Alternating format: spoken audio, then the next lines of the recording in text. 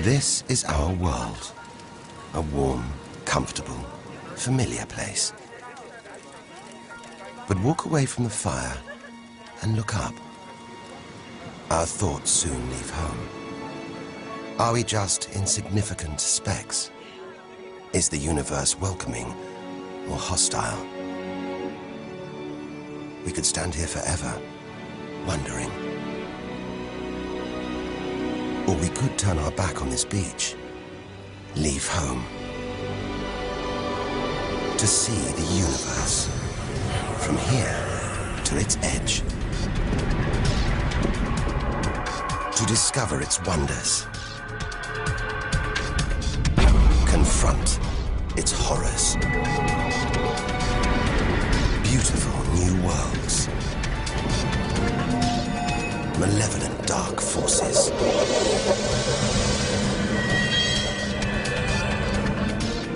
The beginning of time. The end of the world. Would we have the courage to see it through? Or would we run for home? There's only one way to find out.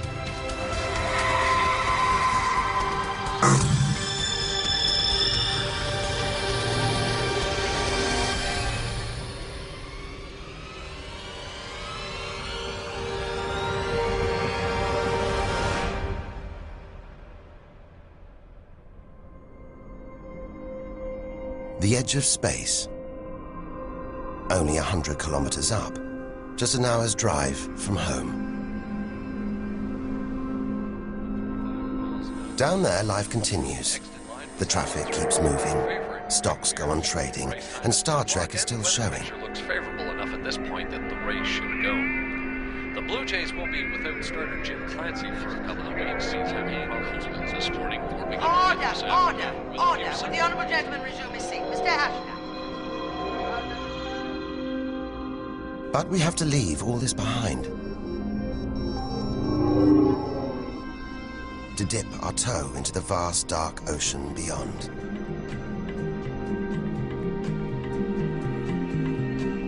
Into the shallows. Not too far from home. Onto the moon.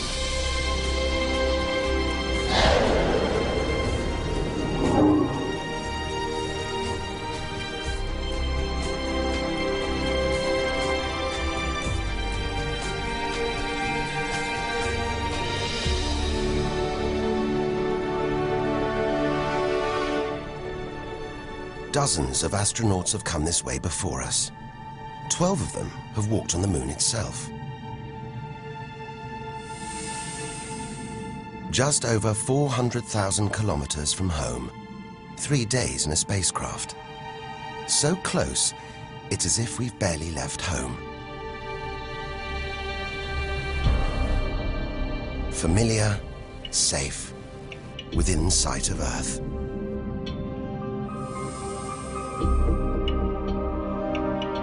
It looks like a deserted battlefield, bombarded by millions of meteoroids and asteroids. But it's quieter now. It's obvious there've been no major collisions for millions of years.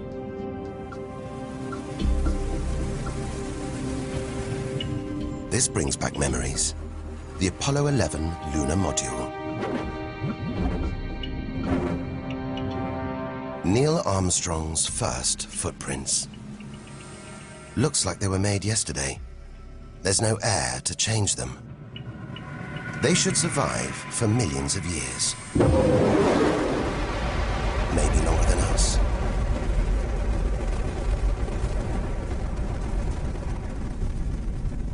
Our time is limited. We need to take our own giant leap. Further than any human has ever traveled.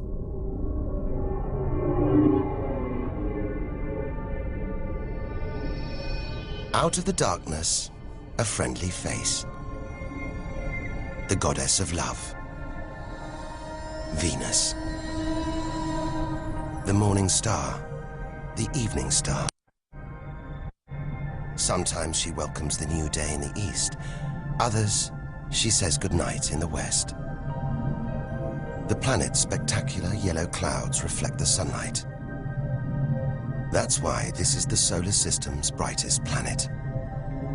A sister to our planet. She's about the same size and gravity as Earth. We should be safe here. But the Venus Express space probe is telling us these dazzling clouds are made of deadly sulfuric acid, that the planet's atmosphere is choked with carbon dioxide. It's ringing alarm bells.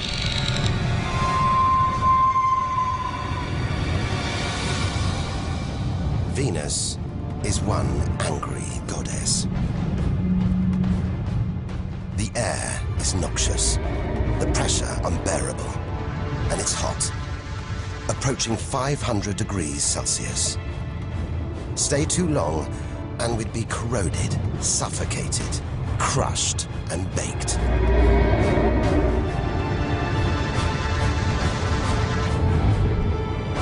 Nothing can survive here. Like this. It's a Soviet Venera robotic probe. Its heavy armor's being wrecked by the extreme atmosphere.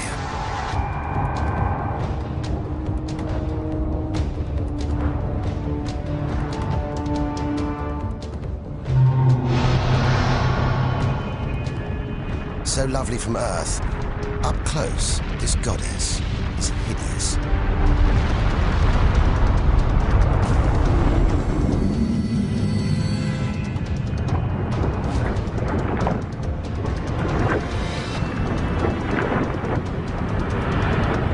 She's the sister from hell, pockmarked by thousands of volcanoes. All that carbon dioxide in its atmosphere is trapping the sun's heat. This is global warming gone wild. Before it took hold, maybe Venus was calm, more like her sister planet Earth. If that's true, this could be our planet's future.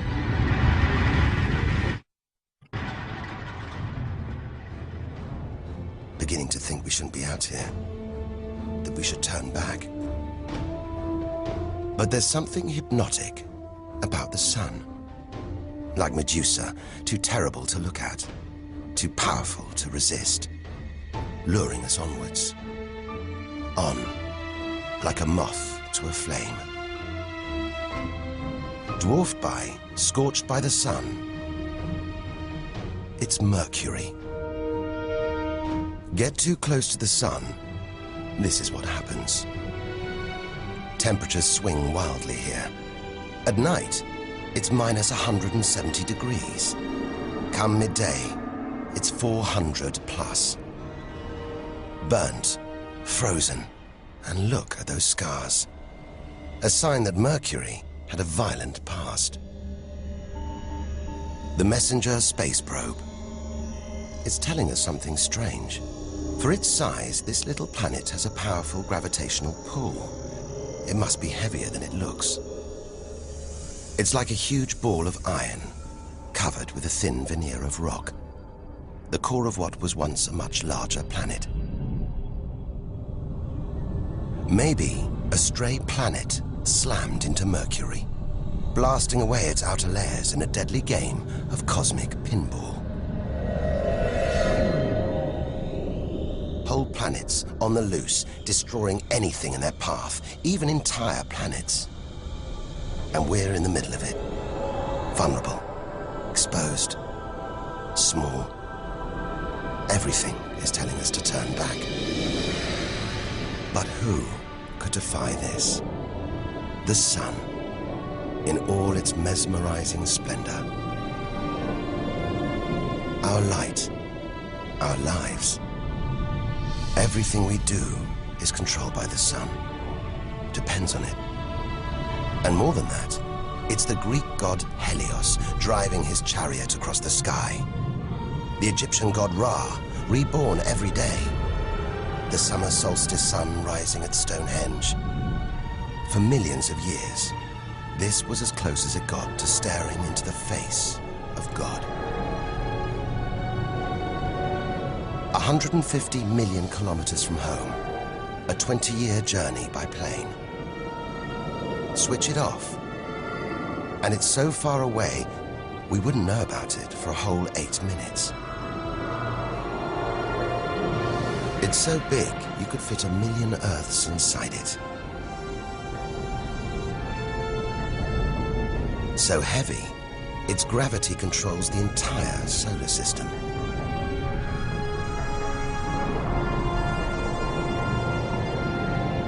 But who needs numbers? We've got the real thing.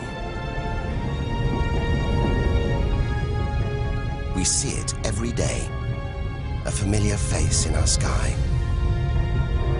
Up close, it's unrecognizable. A turbulent sea of incandescent gas. The thermometer rises to over 5,000 degrees. Down in the core, it's got to be tens of millions of degrees.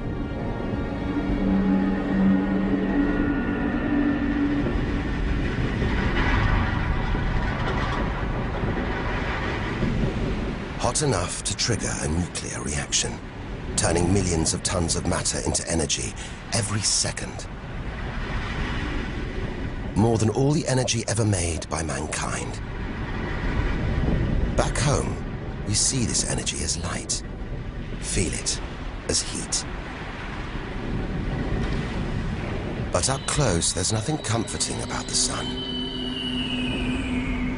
It's so full of electrical and magnetic activity, it's bursting out in these huge incandescent gas loops called prominences. Each one releasing more energy than 10 million volcanoes. You could get the Earth through one of these loops and still have tens of thousands of kilometers to spare.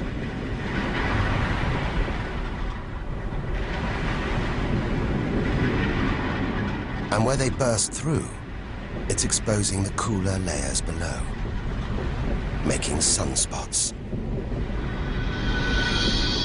They're a fraction cooler than their surroundings. It's why they look black, but they're still hotter than anything on Earth. And they're massive, too. Some of these are at least 50,000 kilometers across. A solar flare.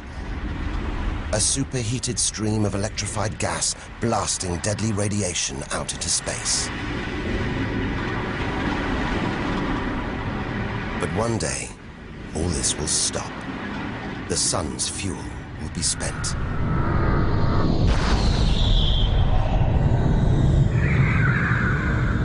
When it dies, that'll be it for the Earth as well. This God creates life and destroys it, demands we keep our distance.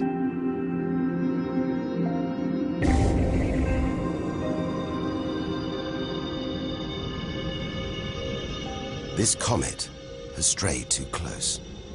It's being boiled away by the sun's heat, creating a tail that stretches for millions of kilometers.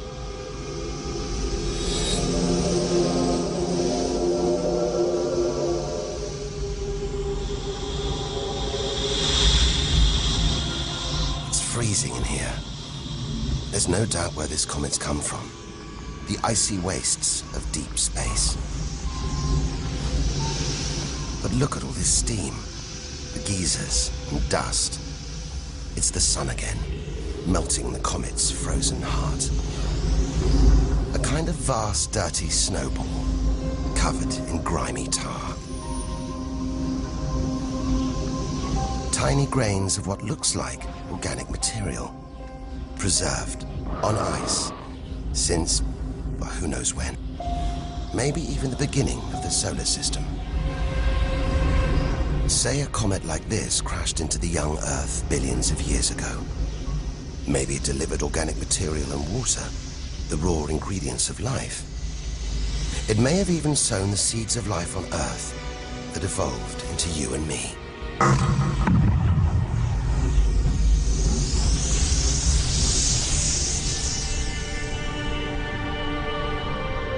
But say it crashed into the Earth now. Think of the dinosaurs, wiped out by a comet or asteroid strike. It's only a question of time. Eventually, one day, unless we can find a way to protect ourselves, we'll go the way of the dinosaurs. The Earth is safe. For now. But if life on Earth was obliterated, we'd be stuck out here, homeless, adrift in a hostile universe. We'd need to find another home. Among the millions, billions of planets, there must be one that's not too hot, not too cold, with air, sunlight, water, where, like Goldilocks, we could comfortably live.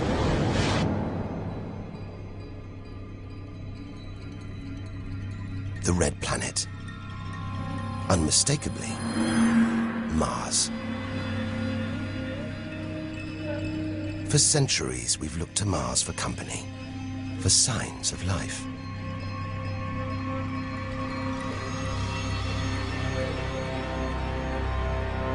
Somewhere down there could be extraterrestrial life. But are we ready to find it? Ready to rewrite the history books, to tear up the science books, to turn our world upside down? What happens next could change everything.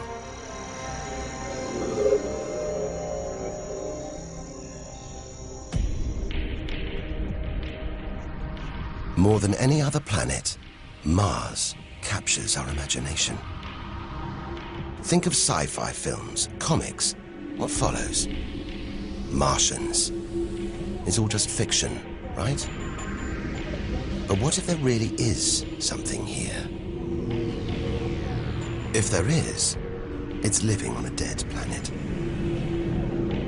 The processes that make Earth habitable shut down hundreds of millions of years ago here. Red and dead. Mars is a giant fossil.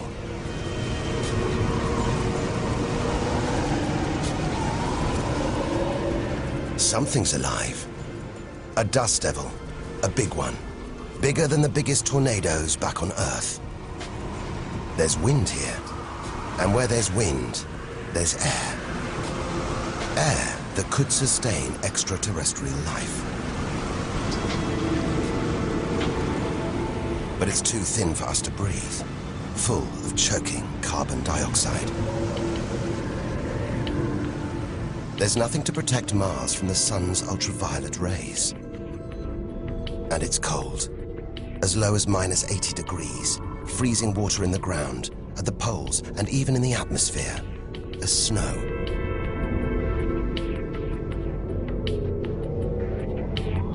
It's hard to believe anything could live here. But on Earth, there are creatures that survive in extreme cold, heat, and even in the deepest ocean trenches. It's as though life is a virus. It adapts, spreads. Maybe we're carrying the virus of life across the universe right now. Even in the most extreme conditions, life usually finds a way. But on a dead planet, with no geological activity to replenish the minerals and nutrients in its soil, no heat to melt its frozen water, and all this dust, it's hard to see where we're going.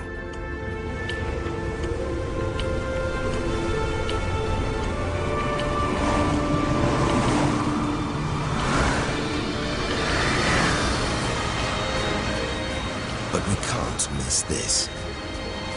Olympus Mons.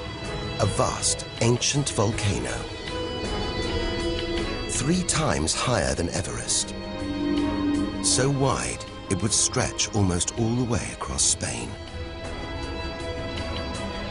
Since its discovery in the 1970s, it's been declared extinct.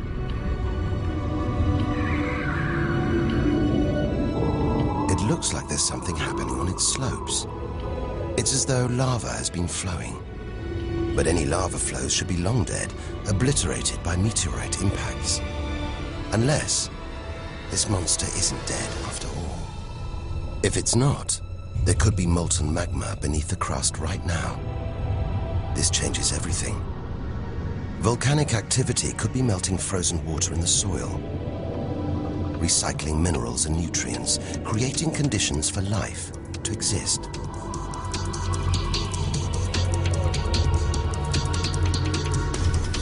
This makes the Grand Canyon look like a crack in the pavement. It goes on and on. So far, it would stretch all the way across North America. But look, signs of activity, erosion, and what looks like dried up riverbeds on the canyon floor. Maybe volcanic activity melted ice in the soil, sending water flowing through this vast canyon. Activity that we now know could still be melting ice, creating water. And where there's water, there could be life. If we can find running water, there's a chance we could find living creatures. Trundling across this desolate landscape, the NASA rover Opportunity. It's finding evidence that these barren plains were once ancient lakes or oceans that could have harbored life.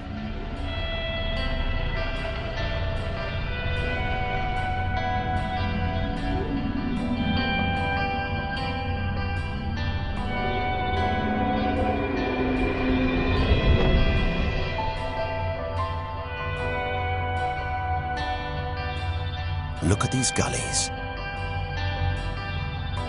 When probes orbiting Mars pass over them, they keep spotting new ones.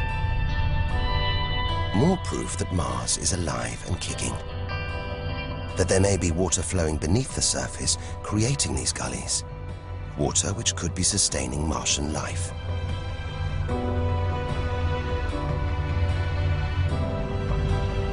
Now all we have to do is find it. Unless we've already found it. Not on Mars, but on Earth. There's one theory that has life starting here before moving to Earth.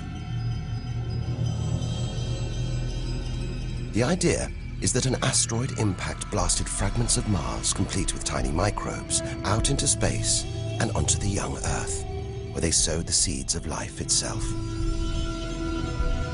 No wonder we find Mars fascinating. It could be our ancestral home. If it's true, it means we're all Martians. The Mars we thought we knew is gone, replaced by this new, active, changing planet. And if we don't know Mars, possibly the solar system's most studied planet, what else don't we know? There must be other secrets out there, waiting to be discovered.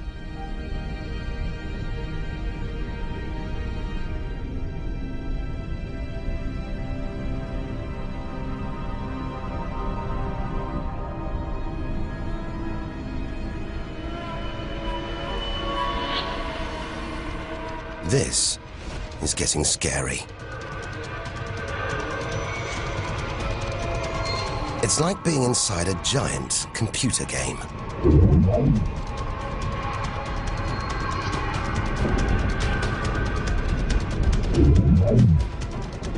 But these are all too real. Asteroids, some of them hundreds of kilometers wide. This one must be about 30 kilometers long. And look, perched on it, a space probe.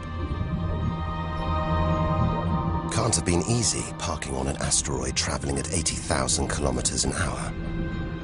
It's a lot of effort to investigate some rubble. Rubble that regularly collides, breaking up and raining down on Earth as meteorites. Magical tokens, supernatural omens, and more than that. Turns out it was rubble like this that came together to make the planets, including our own.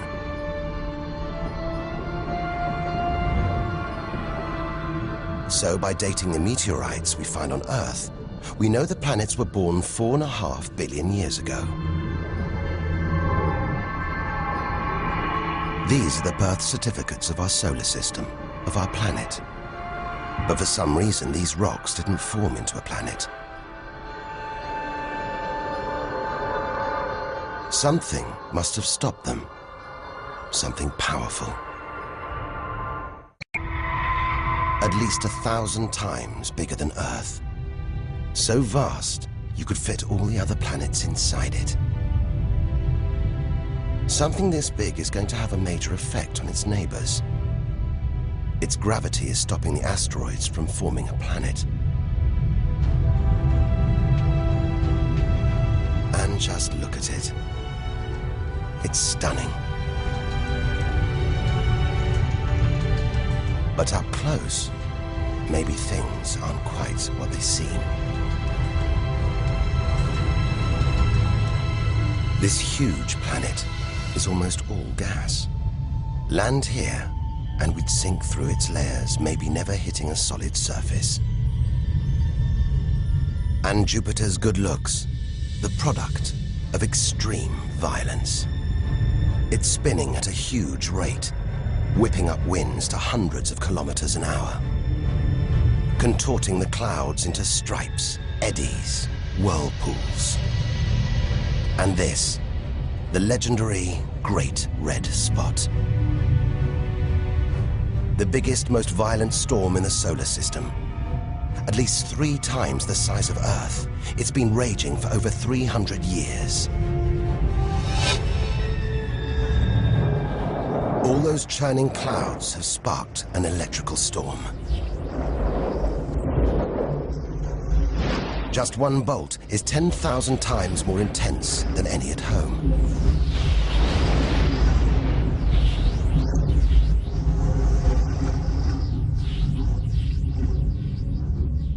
It seems the best place, the safest place to see Jupiter is from a distance.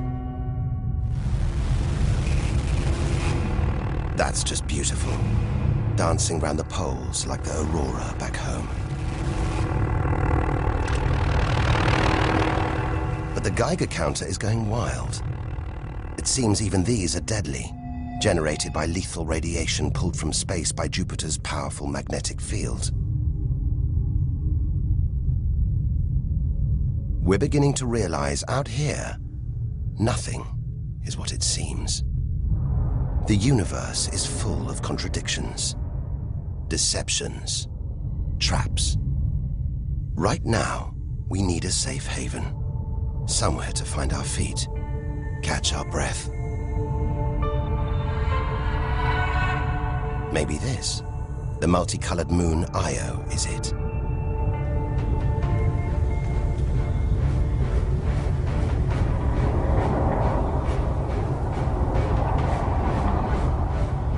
Those pretty colors, a molten rock, sulfur, volcanoes, spewing burning hot ash and sulfur hundreds of kilometers into the air. This is no safe haven.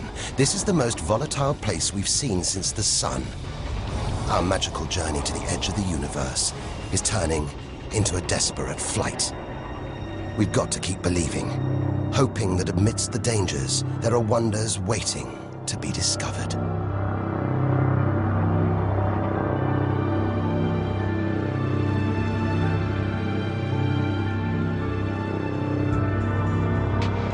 $650 million kilometers from home. What a weird-looking place. And yet it looks strangely familiar.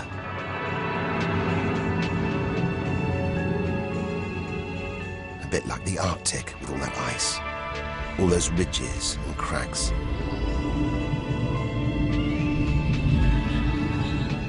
This is Europa, and maybe, like the Arctic, this ice is floating on water, liquid water.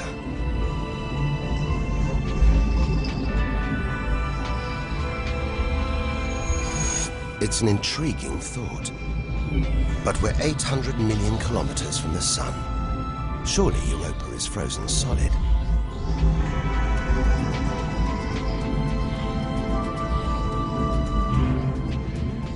Unless Jupiter's gravity is creating friction deep inside, stopping Europa from freezing solid, allowing life to develop in the waters beneath its frozen crust.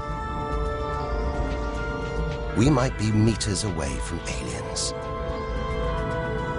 from a whole ecosystem of microbes, crustaceans, maybe even squid. The only thing between us and the possibility of alien life, this layer of ice. But until we send a spacecraft to drill through the ice, Europa will remain one of the solar system's greatest mysteries.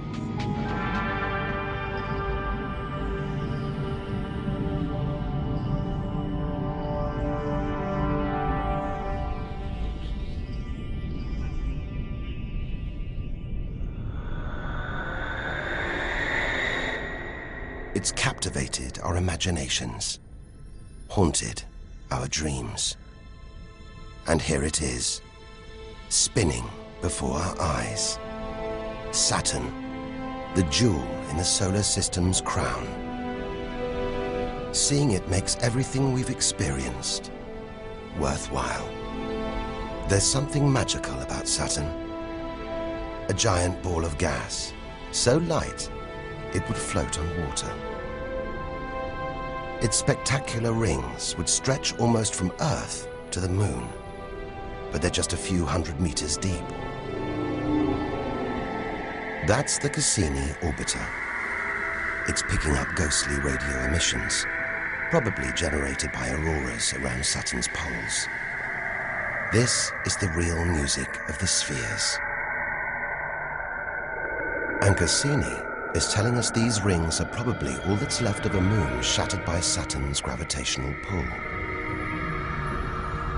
Incomparable beauty from total destruction.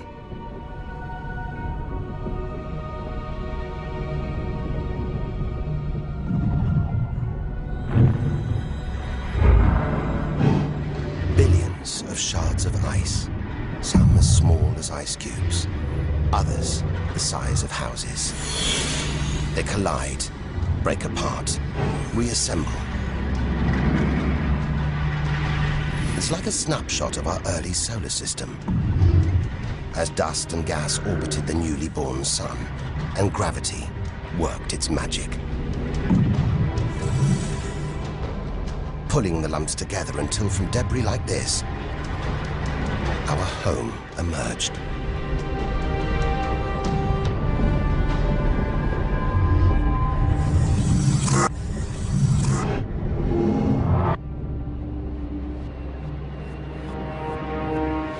We could stay here forever, gazing at Saturn's seductive allure. But we have to drag ourselves away. We've got so much further to go, so much more to learn. Which isn't easy when the largest object in sight is this moon, wrapped in thick clouds. Titan.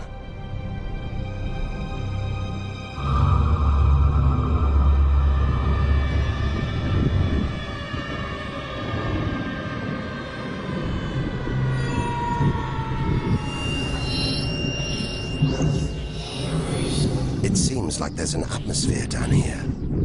There's wind, rain, even seasons. And look at these rivers, lakes and oceans. It's the most similar place to Earth we've seen so far. Maybe it was worth tearing ourselves away from Saturn after all. Except that's not water. That's liquid natural gas.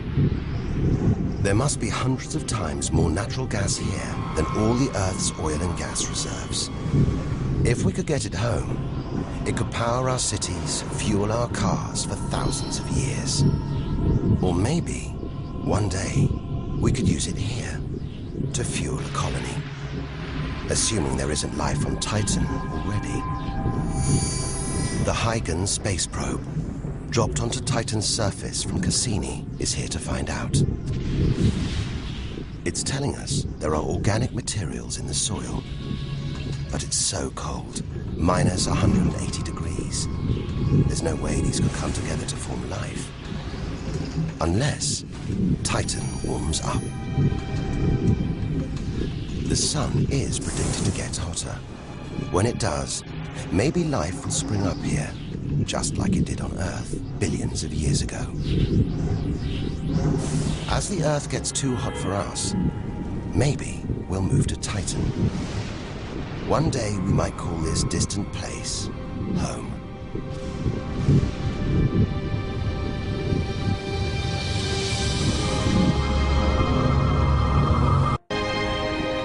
Home. We're at least 1 billion kilometers away now. Beyond this point, we lose visual contact with the Earth. We're standing on a cliff, looking out into the solar system's mysterious outer reaches. If we want to understand the universe, to reach its edge, we have to jump.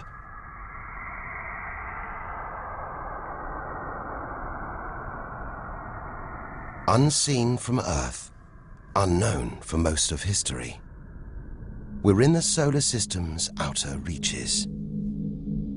It's like diving down into the deep ocean.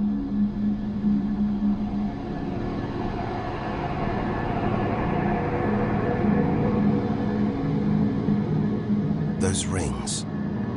It looks like Uranus has been tilted off its axis, toppled over by a stray planet.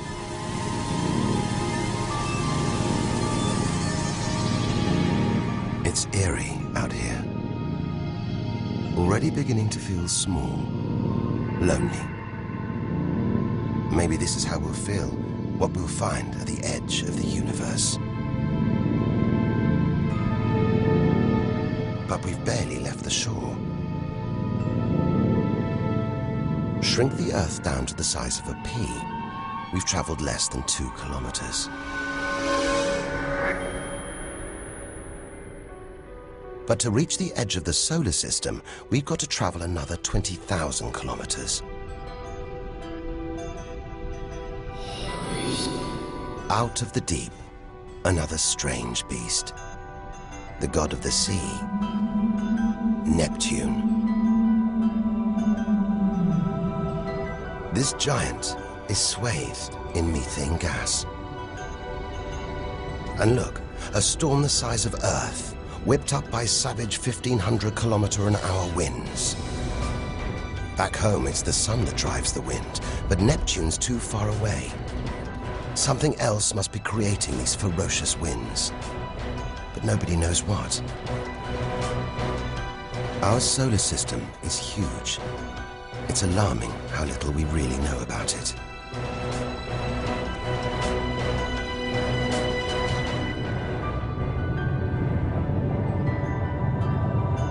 Plunging deeper, something to cling to. After all those balls of gas, a solid moon. Triton. Solid, but not stable. Just look at these geysers, cosmic chimneys pumping out strange soot. And this moon is going round Neptune in the opposite direction to the planet's spin. A cosmic battle of wills that this angry moon is always going to lose. Neptune's massive gravity is pulling on Triton, slowing it down, reeling it in.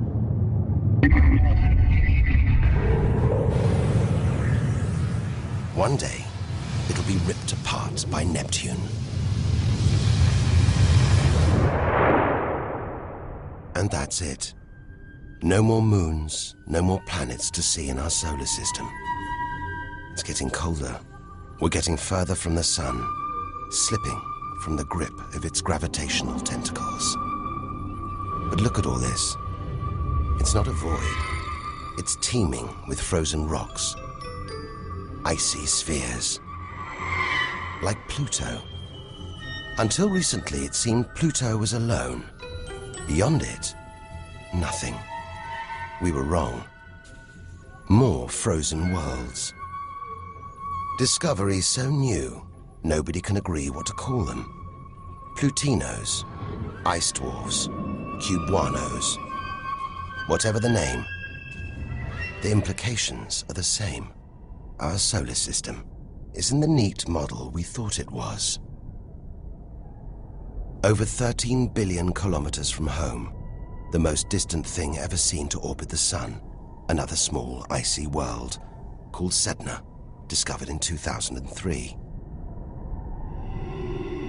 Its orbit takes 10,000 years and sends it 130 billion kilometers from the Sun. Hang on. There's something else out here. 16 billion kilometers from home, the space probe Voyager 1. If it wasn't for this bundle of aluminium and antennae, we'd have no images of the giant planets, no clue about their strange moons. It's traveling 20 times faster than a bullet, sending messages home.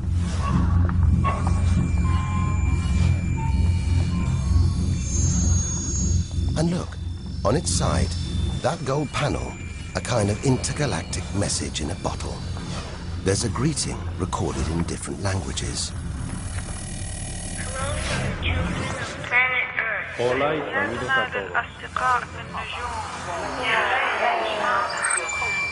And a map showing how to find our solar system. But if you're in the jungle, is it wise to call out? Anyone, anything could hear our call, find out where we live, and come knocking. Friendly or not. A cloud of cosmic icebergs stretching for what seems like forever. They look like the comet we saw earlier. Maybe it started life out here, until something dislodged it, sending it towards the sun, just like the comets that may have planted life on Earth billions of years ago. And seeing all this ice, maybe they carried water to Earth too. It's an astonishing thought. The water in the oceans, in your coffee, even in your body, all from this distant celestial ice machine.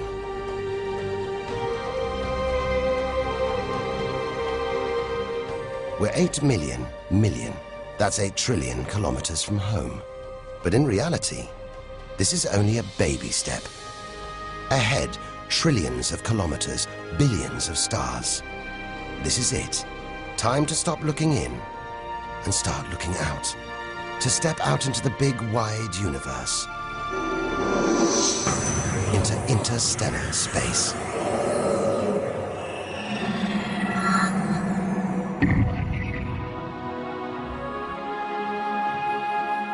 Interstellar space. Far beyond our solar system. What a view. Billions of stars like our own sun. Many with planets. Many of those with moons.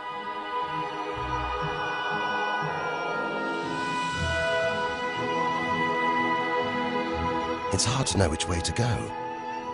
There are infinite possibilities in every direction. Whichever way, we're going to need a serious burst of acceleration.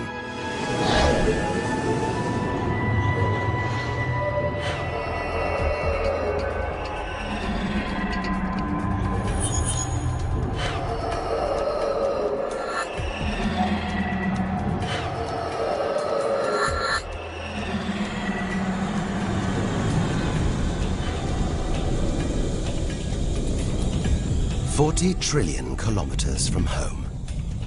150,000-year ride in a space shuttle. And we've only just reached the first solar system after our own. Alpha Centauri. Not one, but 3 stars. They're spinning around each other, locked in a celestial standoff. Each star's gravity attracting the other, their insane orbital speed keeping them apart.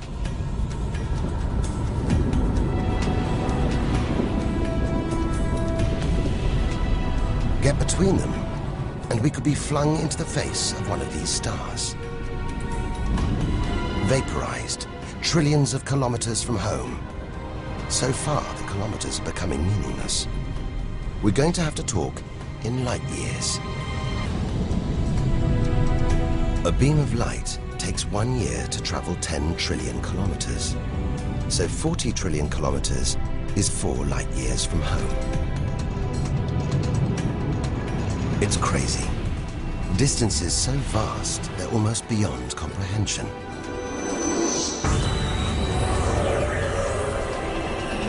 And exciting. Who knows what strange worlds lie ahead? What we'll discover when, if we reach the edge of the universe.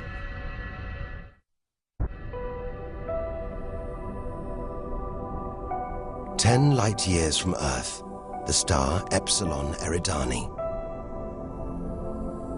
What spectacular rings of dust and ice, and somewhere in there, planets forming out of the debris, being born before our eyes.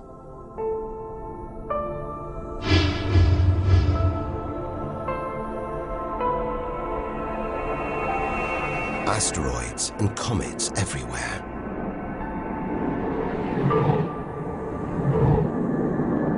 We could almost be looking at our own solar system, billions of years ago, with comets delivering organic molecules, water to these young planets, kick-starting life, just as they may have done on Earth.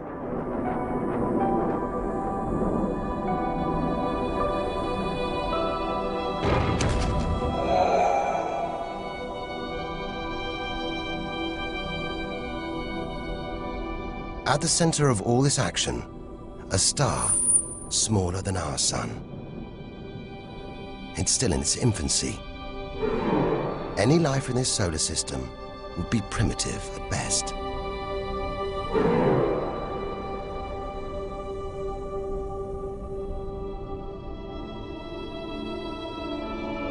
There must be more mature, developed solar systems out here.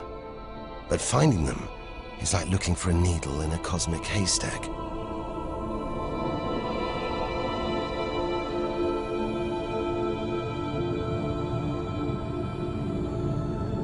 "20 light years from Earth. Star Gliese 581.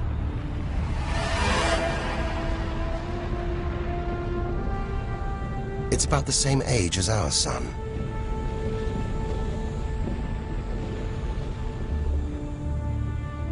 And orbiting it, this planet. It's just the right distance from its sun. Any closer and water would boil away. Any further and it would freeze. Ideal conditions for life to have evolved.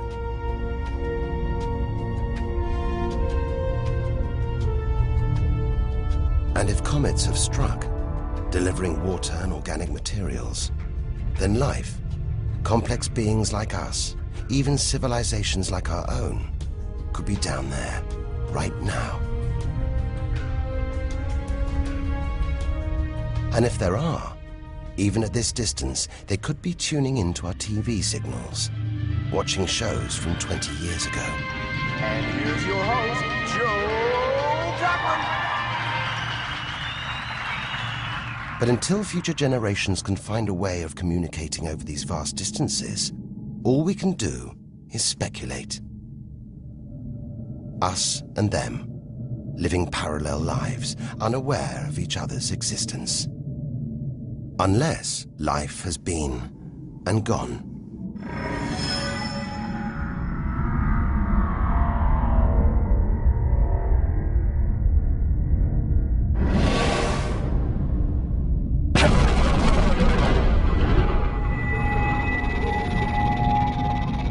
That's the problem with comets. They're creators and destroyers.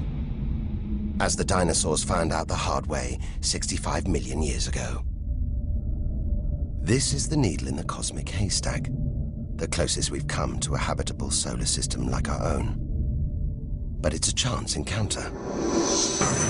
There could be hundreds, millions more solar systems like this out here. Or none at all.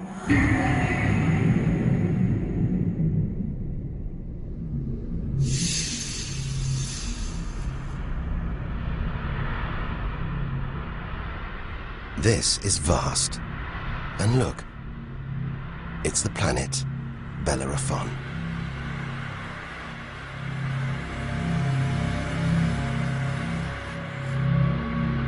So close to its own sun, it's a miracle it was discovered at all. Problem is, from Earth, we can't see planets this far out. They're obscured by the brilliance of their neighboring stars. But the planets have a minute gravitational pull on those stars. Measure these tiny movements trillions of kilometers away, and we can prove they exist. That's how we tracked down Bellerophon in the 1990s, opening the floodgates to the discovery of hundreds of other distant planets. 65 light years from Earth. Tune in on this bright star, and you'd pick up TV signals from Hitler's Berlin Olympics. Verkünde die Spiele von Berlin zur Feier der 11. Olympiade neuer Zeitrechnung als eröffnet.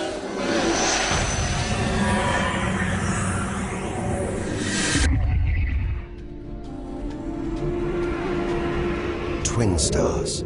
It's Algol, the demon star, feared since ancient times on account of its sinister behavior. From Earth, it appears to blink as one star passes in front of the other. Up close, it's even stranger.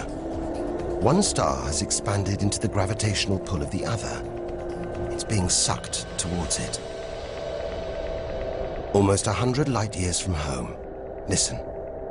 One of the first ever radio broadcasts. Just a faint whisper. We'd appreciate it if anyone hearing this broadcast would communicate with us. We are very anxious to know how far the broadcast is reaching. And then silence. From here on out, it's as if Earth never existed. Any aliens living beyond here will have no idea we're there. It feels like a lifetime ago we stood on that beach, looking up at the sky, wondering where and how we fitted in. It's time to appreciate the wonders we're seeing, not just for what they tell us about our own world. It's what they can tell us about the whole universe, its past and its future.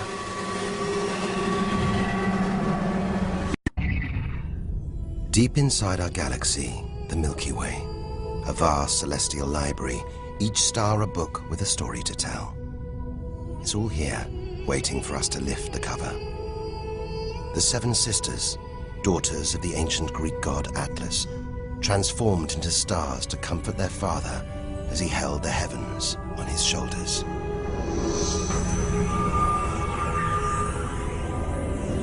And this giant, Betelgeuse.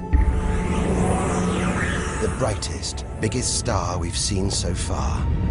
It's got to be at least 600 times wider than our own sun.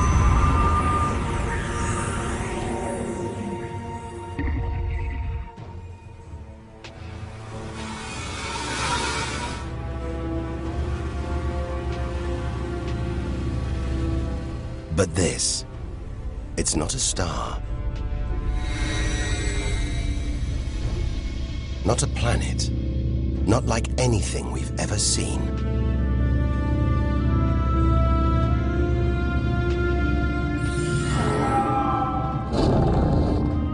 A ghostly spectre, more than 1,300 light years from Earth. Orion's dark cloud. Dust and gas, so dense it's shrouding us, shutting us off from the universe outside. There, deep inside, a ball of light, pulling the dust and gas towards it, heating up, merging into a ball of burning, hot gas. Like a star, like our sun, in miniature. It's millions of degrees inside it. So hot, it's beginning to trigger nuclear reactions, the kind that keep our sun shining. Making energy, radiation, light. A star is being born.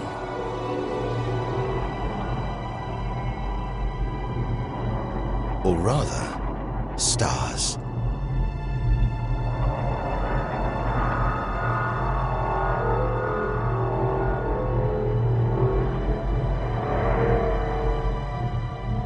Orion's dark cloud is a vast star factory.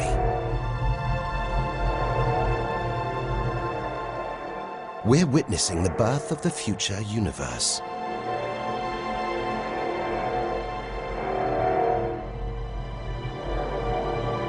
We've come to expect hostile horrors, but we're discovering one of the universe's greatest creative wonders: star birth.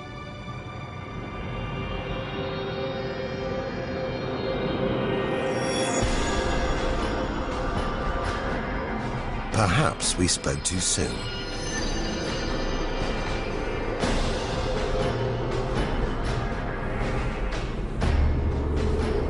Jets of gas, exploding outwards at 200,000 kilometers an hour,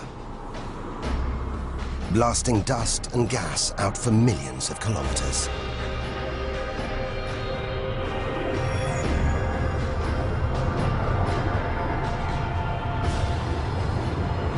It's unbelievably violent, but look at the results. It's beyond words. Nebula. Vast, glowing clouds of gas, hanging in space. With no wind out here, they'll take thousands of years to disperse. They seem to be forming a vast stellar sculpture. It makes you realize nature is more than a scientist, an engineer. It's an artist on the grandest of scales. We've seen some strange sights, but this is a masterpiece. A giant horse's head rearing up in space. Stars are born, grow up, and then what? Do they die? Do they slip quietly into the night, or go out with a bang?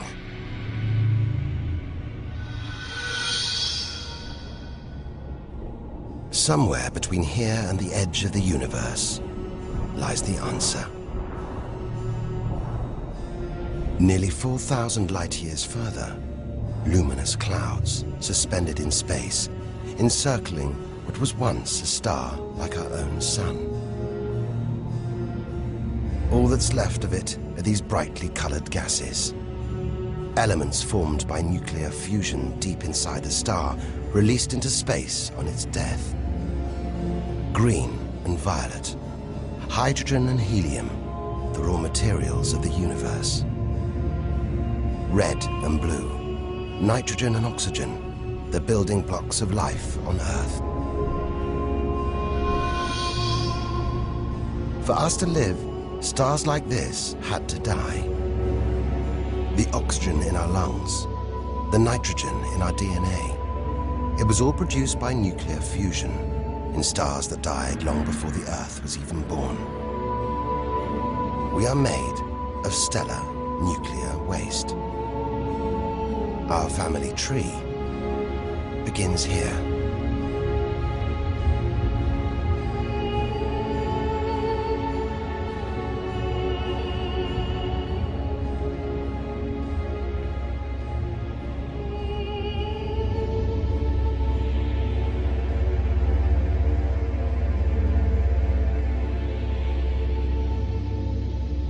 At its heart, the ghost of a star. It's a white dwarf. White, hot, small, but unbelievably dense. In the star's dying moments, its atoms fused and squeezed together, making it so dense that just a teaspoon of this white dwarf would weigh 1 ton.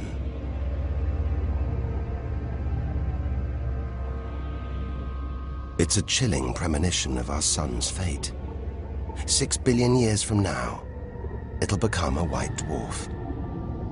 Its death will herald the end of life on Earth. It makes you wonder how many other worlds have been and gone. Stories left untold. Celestial books lost forever.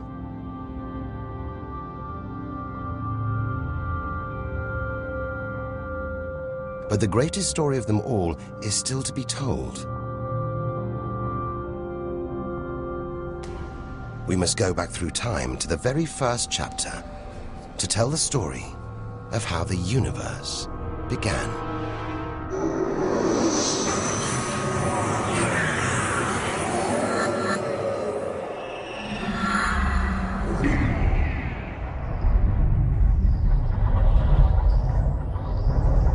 The scattered remains of a dead star. A nebula, the Crab Nebula. We're 6,000 light years from home, deep inside a stellar graveyard. We've learned so much, seen things we'd never have believed possible. Now, sights like this, wonders once beyond imagination, we take in our stride. We're ready. Ready to face whatever lies ahead. Determined to reach the edge of the universe. It looks dead, but maybe this is just the calm after the storm. After a massive explosion. Powerful enough to turn a huge star into a cloud of dust and gas. A supernova.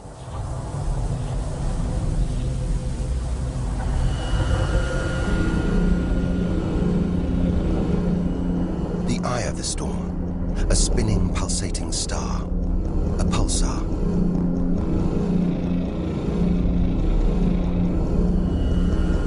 Gravity must have squeezed the giant star's core down to this. It's just 20 kilometers across, unimaginably dense. One pinhead of this would weigh hundreds, maybe millions of tons. As it shrank, like a figure skater spinning on the spot, arms outstretched, then pulling them in, it began to spin faster. Two beams of light, energy, radiation, spinning 30 times a second, powering the huge cloud of dust and gas. There's so much radiation here, more even than on the sun.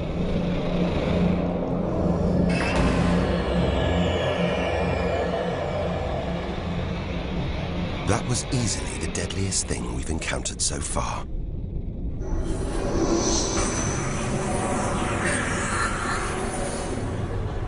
Once, it would have terrified us. For now, we realize that without the dangers, there'd be no wonders. Without the nightmares, there'd be no dreams.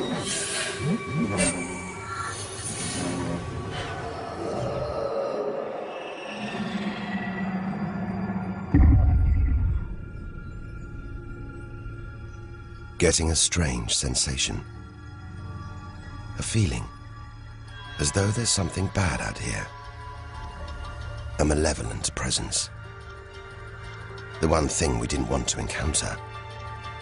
Impossibly black, blotting out the stars behind it. We are staring into the face of extinction.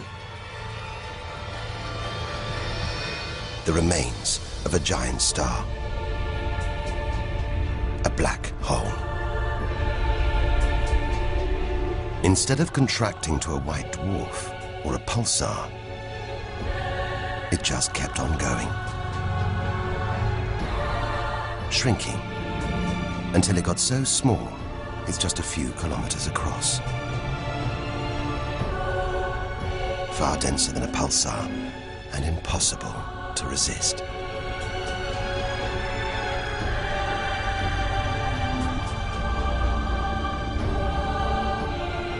Stray too close, and there's no turning back. Now we know why it's a black hole. Its gravity is so intense, not even light can escape. This asteroid, it's a lump of solid rock, but it's actually stretching, being dragged towards the gaping hole.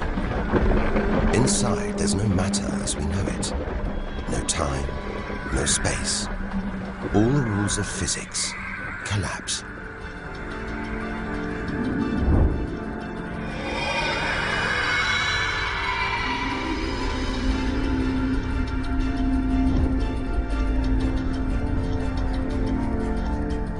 asteroid is gone.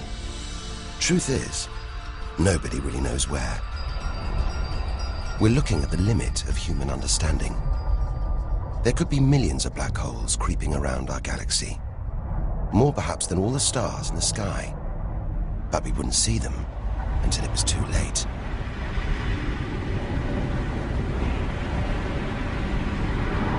Like this star, spiraling, disappearing down an invisible plug hole.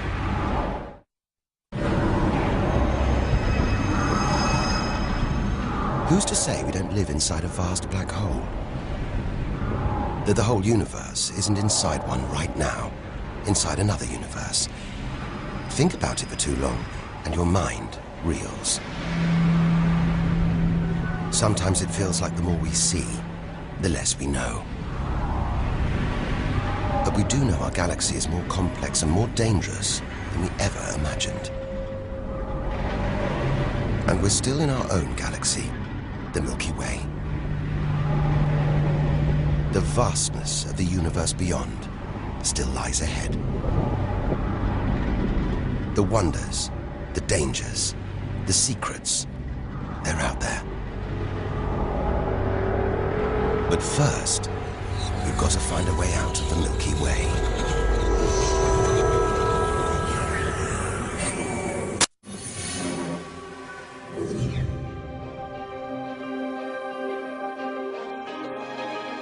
Seven 7,000 light years from home, still deep inside our own galaxy.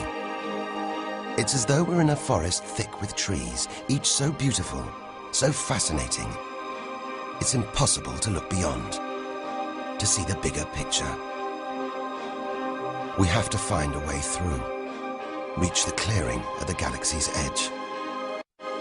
Only then can we begin to understand where it and we all began.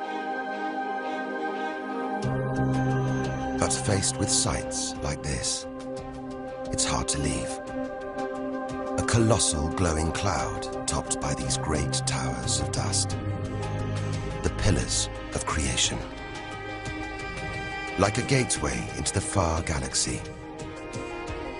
Both pillars studded with tiny protrusions. Embryonic star systems. Each one the size of our solar system. Another monument to nature's astonishing creativity. We have to ignore its captivating beauty, its siren song, tear ourselves away in order to carry onwards towards the edge of the galaxy.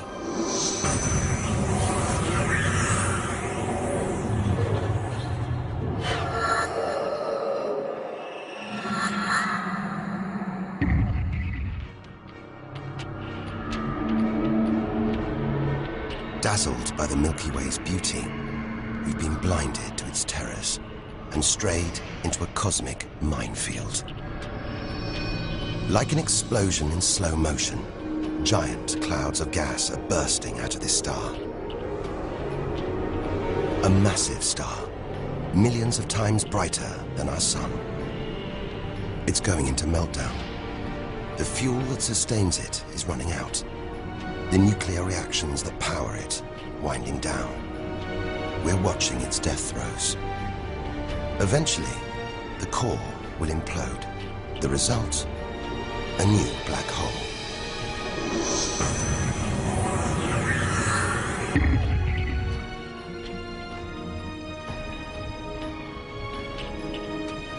An even bigger, dangerously unstable star. But this one's about to explode. And when a star this big dies, it's 100 times more violent than a supernova. Somehow we've stumbled into the most violent star death imaginable. A hypernova.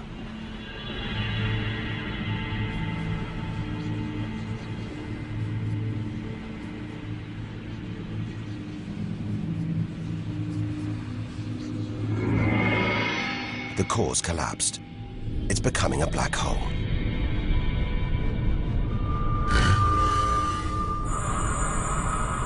And that's the shockwave, surging through the star, ripping its outer layers into space.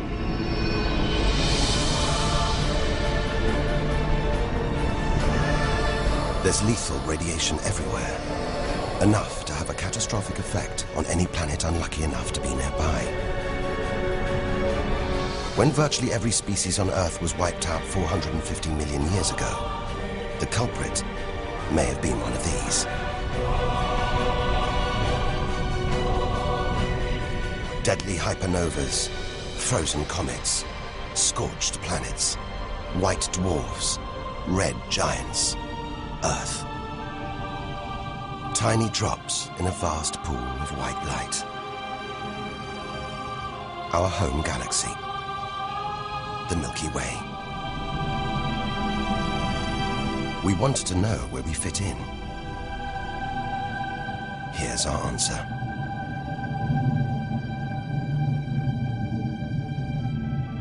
Civilizations, past and present. Everyone that's ever lived. The smallest bug, the highest mountain. All of it. Invisible. Not even a tiny speck.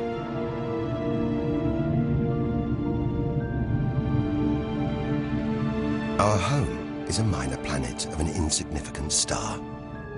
If it disappeared right now, who or what would even notice?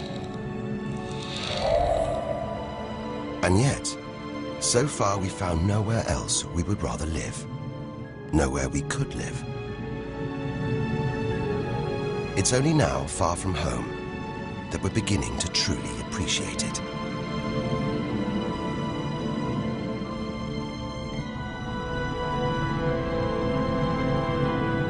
Look at all these stars. Hundreds of thousands of them. Surely one of these, more than one, must be capable of supporting life.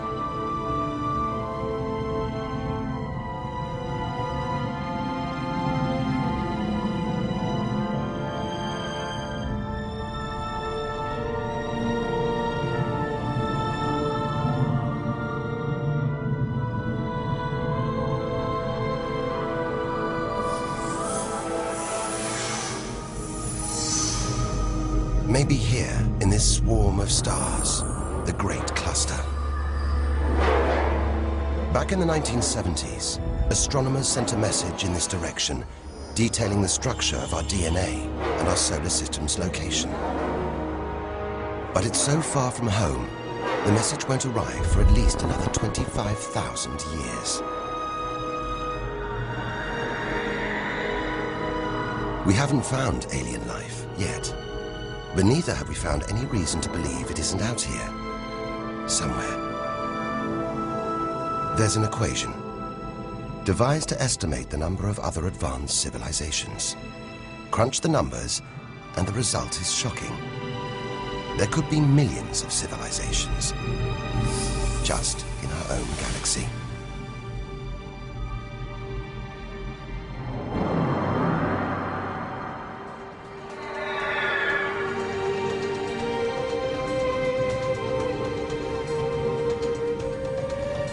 Everything we have seen so far is inside the Milky Way. Now here's our chance to see other galaxies, to glimpse the even bigger picture, and perhaps to answer the ultimate question: where does all this come from? We are now ready to leave our solar system, our galaxy, and enter intergalactic space.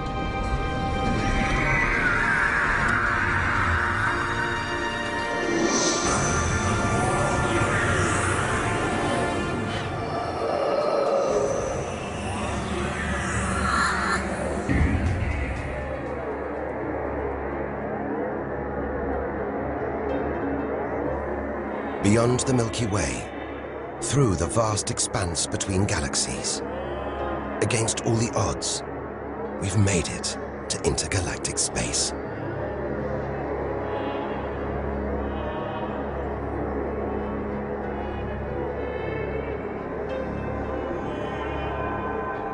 Out here, there's no horizon in sight. Even the closest galaxies are millions of light years away. the remains of galaxies ripped apart by the Milky Way's huge gravitational pull.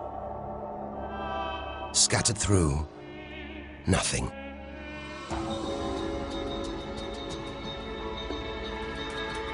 This is as close as the universe gets to a perfect vacuum. But even this isn't totally empty. There are thin wisps of gas, fine traces of dust, and something else. Dark matter. So mysterious we can't see it, feel it, taste it, touch it, or even measure it. Yet so common, it could make up over 90% of all the matter in the universe. If dark matter does exist, it means there's no such thing as empty space. Even out here, we're surrounded by matter. We only know it exists because of the strange hold it exerts on galaxies, like this one, the Large Magellanic Cloud.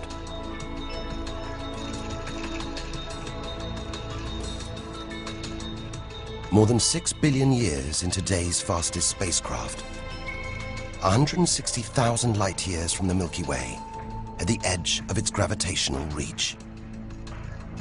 This galaxy should spin off into space, but something is holding it here. Something invisible, powerful, dark matter. Stars, clusters of stars, nebulae. It's a vast astronomical treasure house.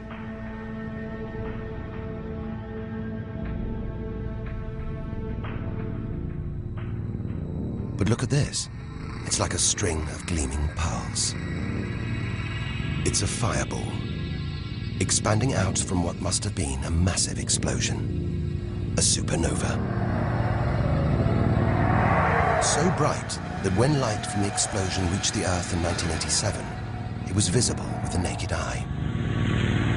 And so violent, it triggered a string of nuclear reactions, forcing atoms together, creating new elements. Gold, silver, platinum, blasting them out into space.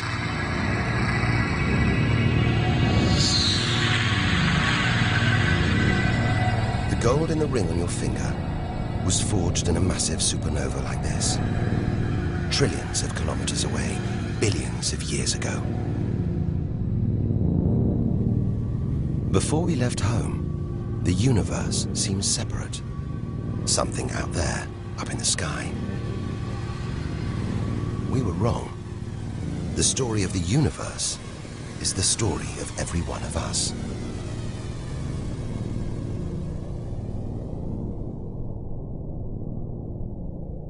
It's comforting to remember as we venture through this abyss. Further and further. Faster and faster.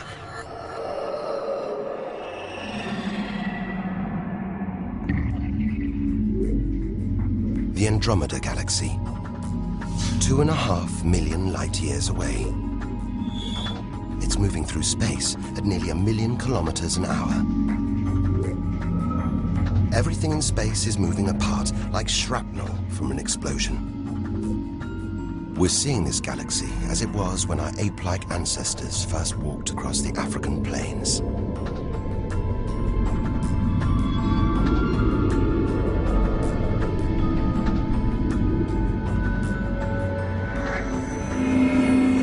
We go further through space, and further back in time. This doesn't look right. A whole galaxy exploding. The only thing large enough to cause an explosion on this scale has to be another galaxy. It looks like the end of the world. But we've seen enough to know things are never that simple. This galaxy won't die. It'll be reborn.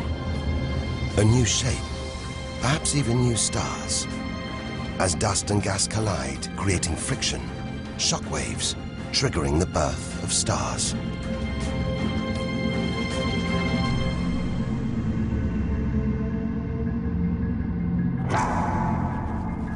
There's order in this chaos, a pattern behind the infinite variety. An endless cycle of birth and death, creation and destruction. It's a pattern woven through the vast fabric of space that binds each of these galaxies.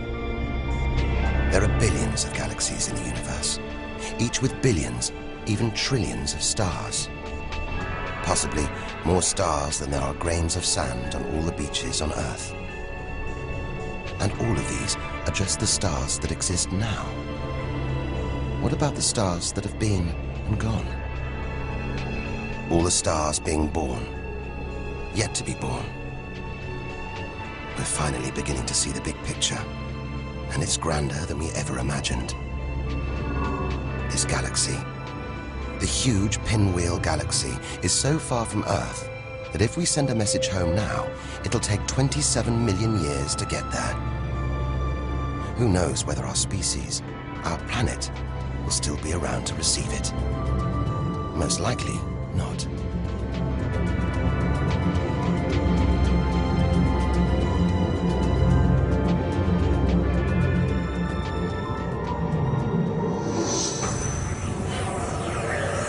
We travel on, back through time. Past the point where the dinosaurs were wiped out. Past the moment where the first creatures clambered onto land.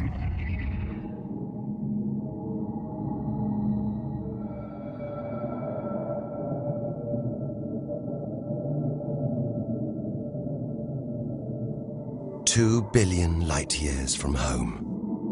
Closing in on the edge of the universe, going back to the beginning of time. This isn't a galaxy. It's brighter than hundreds of galaxies put together. A blinding beam of energy bursting out for trillions of kilometers. Something this big, this bright, must be incredibly powerful. Experience tells us, out here, power equals danger.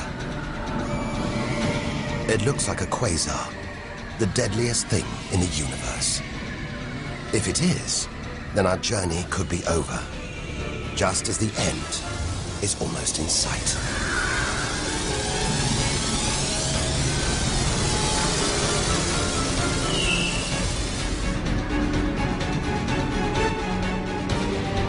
The deadliest, most powerful thing in the universe. A quasar. A swirling cauldron of super-hot gas, brighter than hundreds of galaxies.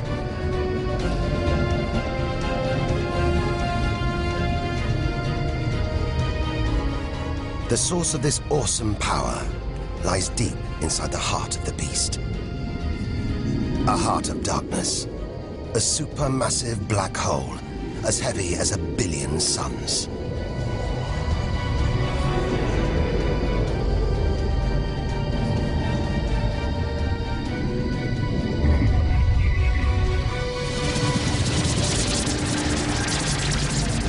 It's ripping apart whole stars, sucking their gases into the quasar, devouring them, until they're nothing, lost forever from the visible universe.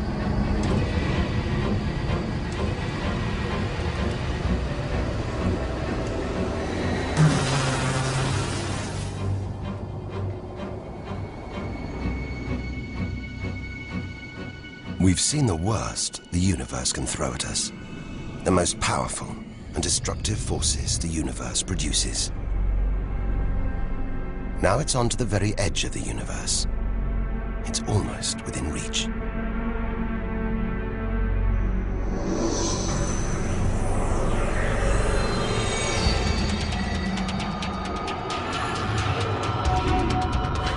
We'll need to go further, go faster if we're to cross the final reaches of the known universe.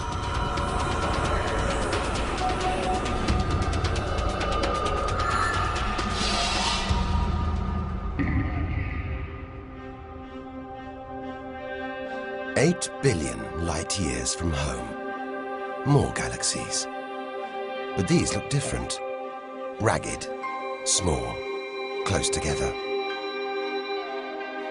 We're so far back in time, we're seeing these galaxies as they were before the Earth was even born. They're still young, still growing. We're getting closer to where and how it all began. 12 billion years ago.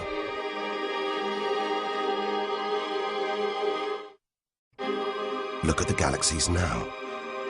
They're more like primitive plankton floating in a vast, dark ocean.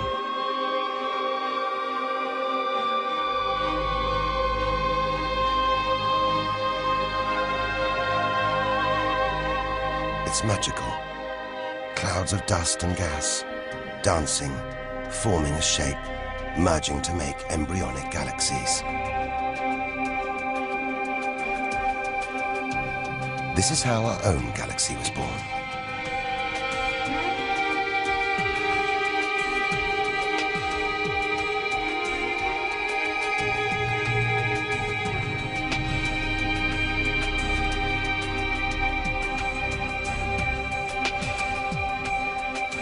They're disappearing. We've gone back before the stars were born. Into a cosmic dark age. And before that, light. The afterglow from a massive explosion. The explosion which created the known universe.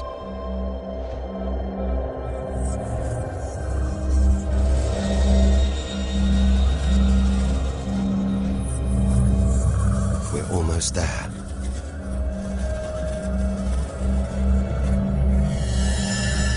This is it.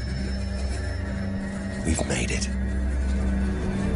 The edge of the universe. 130 billion trillion kilometers from home. 13.5 billion years ago.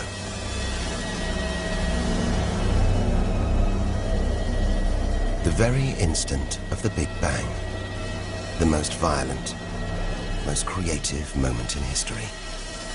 Everything that's ever happened follows from this moment.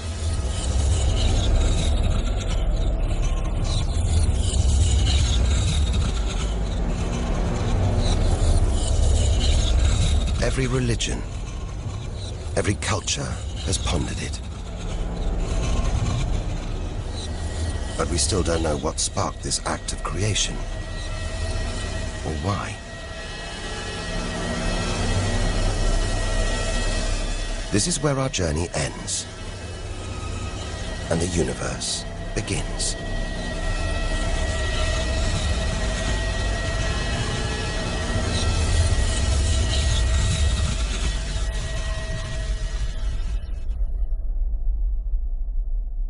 An infinitely hot, small, dense point erupts.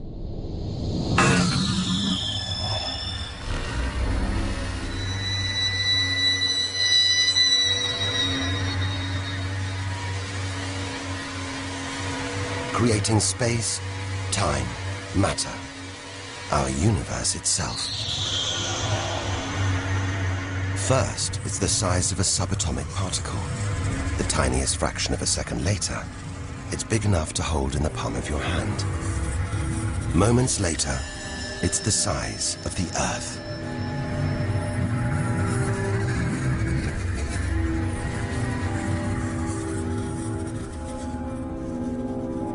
Today, the light from the Big Bang is still spreading out as a hiss of radio static. Your TV aerial picks it up. You can see it as static on an untuned TV.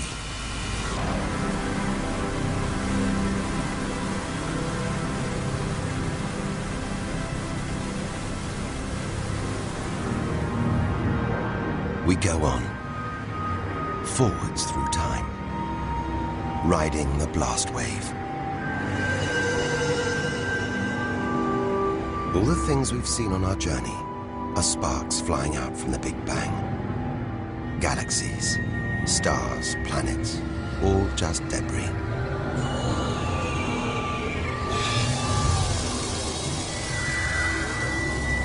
back through our galaxy.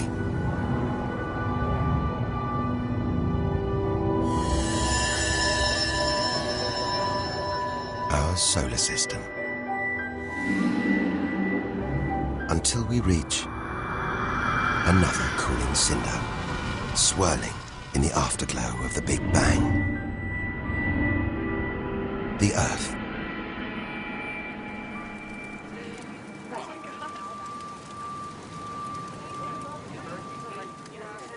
We had to go back to the past to see our future.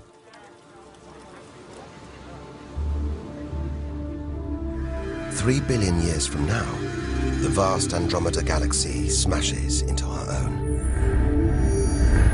A new galaxy is born. The sun and planets survive, but they've been thrown into a huge looping orbit around the new galaxy. The sun is becoming a red giant, swallowing up Mercury and Venus, scorching our planet's surface, destroying all life on Earth.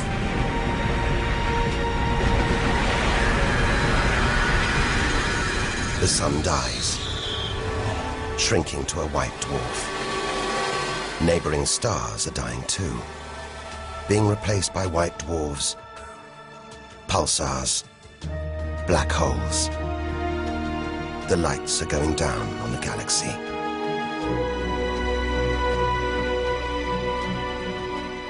Since the Big Bang, the universe has been fading, dying, not with a bang, but with a long, drawn-out whimper.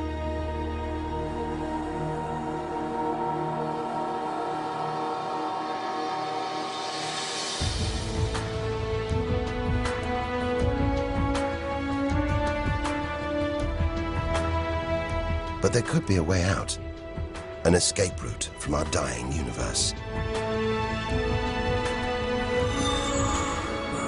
It might be possible for our distant descendants to find a shortcut through space and time, a wormhole.